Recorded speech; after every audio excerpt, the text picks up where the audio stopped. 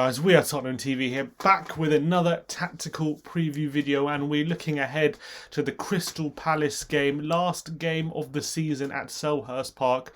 We take on a Crystal Palace side in absolutely wretched form. They have lost their last 7 games in the Premier League. See, no better time to play Tottenham because we love to give teams a leg up when they're in bad form. Classic Spurs. Crystal Palace have lost 7 games in a row. They've lost to Burnley, Leicester, Chelsea, Aston Villa, Manchester United and Wolves and Liverpool as well.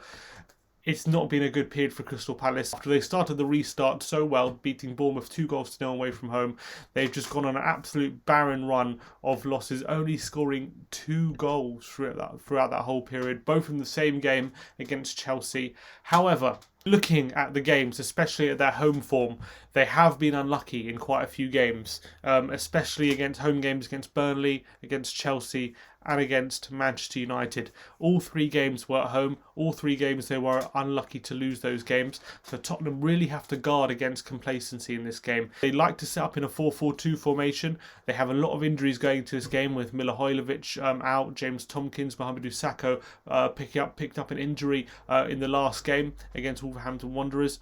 So they come into this game with a very much depleted defence and midfield. But they still have quality to hurt us up the pitch, especially on the counter-attack. This is the lineup they like to play, usually with a 4-4-2 with Guaita in goal, Joel Ward, Koyate. It looks like they're going to play Koyate at centre-back with Scott Dan and the youngster Mitchell, as Patrick Van Aanholt has a long-term knee injury.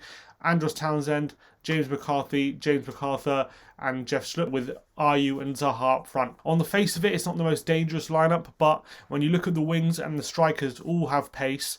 They all have the ability to hurt us on a counter-attack, and if we leave space in behind, especially Wilf Zaha, who could well be playing his last game for Palace, he definitely has more than enough ability to be getting shots on goal and creating chances, and he is the standout player for sure for Crystal Palace. Maybe he's dipped a bit this season.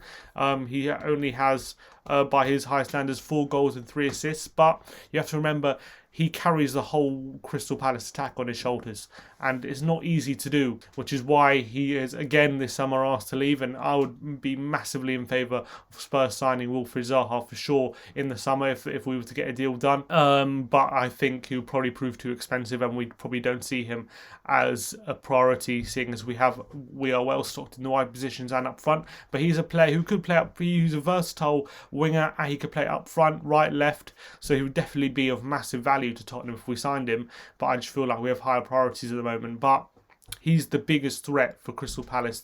Jordan Ayew has stepped up with a few big goals, but he's quite an inconsistent performer. He's had a decent season by his standards with 9 Premier League goals, so he's one to watch out for. Obviously, our old boy Andros Townsend, can't let him on his left foot. You might get shot blocked, but he's been in fairly decent form for Crystal Palace. But he's a player we all know that he just lacks that end product. He lacks that clinical edge to his game. But what obviously we know Crystal Palace are good at are defending deep, sitting with 2 banks of 4, making it difficult to break down and being really well organised. Roy Hodgson has, throughout his time at Crystal Palace, had been fantastic at getting his team well organised. But this season, especially since the restart, that organisation has wavered quite a bit.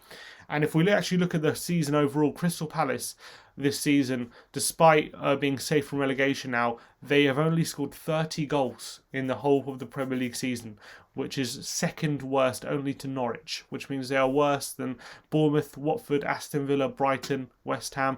They're worse than all these teams, having only scored 30 goals, which is under a goal a game. Conceding 49, which puts them around mid-table in the goals conceded column. But it shows that that's where they get their good results from. Hard work, good organisation, get those 1-0 wins, those 2-0 wins when you can.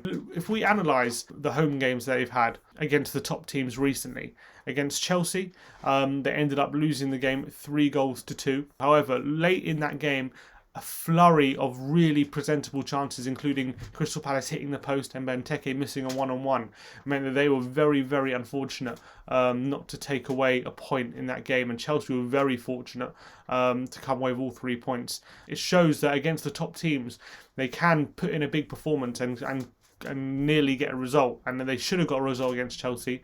And against Manchester United as well, they were very, very unlucky, again, not to take anything from that game, seeing as Wilfried Zaha was fouled in the penalty area in the lead up to Manchester United's first goal, which would have made it 1-0 to Palace if the penalty was given. It was a definite penalty on Wilfried Zaha. And they had a very, very minimal offside given against them again for Jordan Ayew's goal in the second half, which would have made it 1-1 in the game. And then Man United went and scored a second not long after that.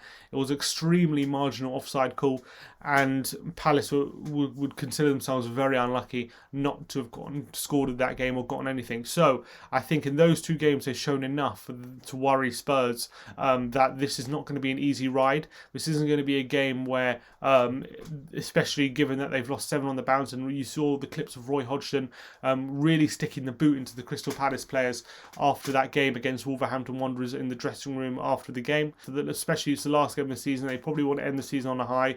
They don't want to end the season on a run of 8 straight defeats. So Tottenham really do have to be on their game if they want to make sure they take all 3 points and really push Wolves to get a result against Chelsea for that 6th place position. In this game, I can see Jose Mourinho setting up as he has in the past few games, with not allowing space for Zaha and Jordan Ayew to play within behind.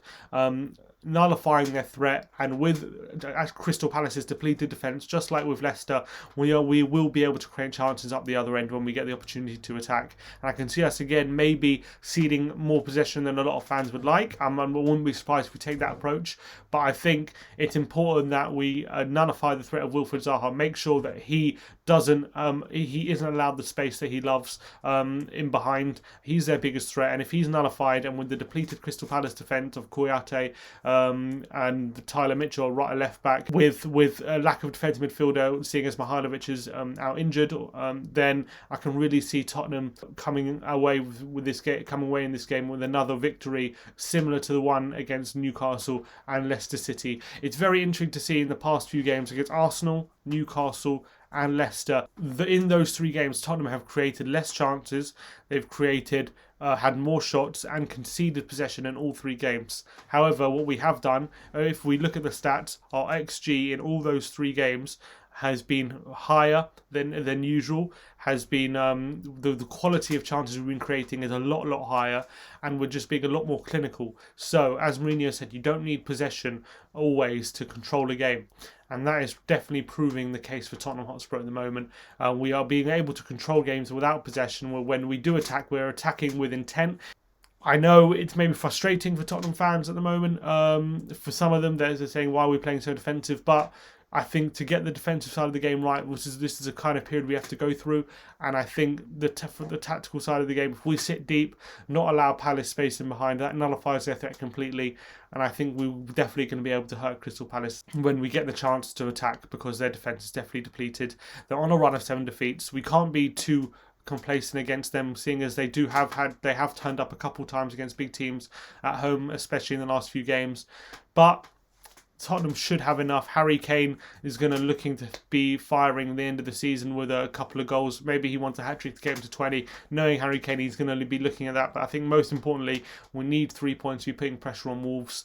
We need that 6th place finish. As someone commented on our last video, if Tottenham finish 6th and Chelsea win the FA Cup, Tottenham go straight into the group stages of the Europa League. If Tottenham finish 6th and Arsenal win the FA Cup, then Tottenham have to go through 3 qualifying rounds for Europa League. If Tottenham finish 7th and Chelsea win the FA Cup, Tottenham again have to go through 3 European qualifying stages before the season starts, and that is just not ideal for this team. We don't want to be bogged down with these qualifiers. I think it's vital we just get straight into the group stages and avoid those kind of games.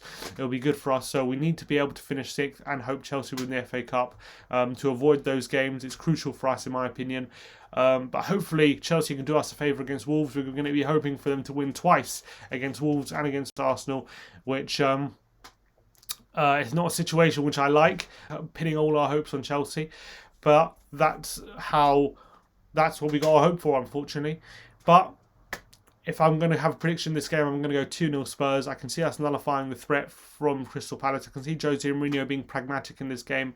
And I think we have enough going forward to really hurt them when we get the chances. We really can't be complacent in this game. We need to be on top of it. We can't allow Zaha any sort of space to manoeuvre. He's going to want a good send-off if this is going to be his last game for Crystal Palace. And Palace, as a team, are going to be motivated to get a good result in this game, seeing as they're on 7 defeats on the bounce. Let us know in the comments below, how do you see the game going? Do you think Spurs will have enough to get 6th place position in the Premier League? Do you think this is a big game for Tottenham? And do you see us nullifying the threat of Wilfried Zaha? Like and subscribe and comment below and let us know your thoughts on the game. And as always, come on you Spurs.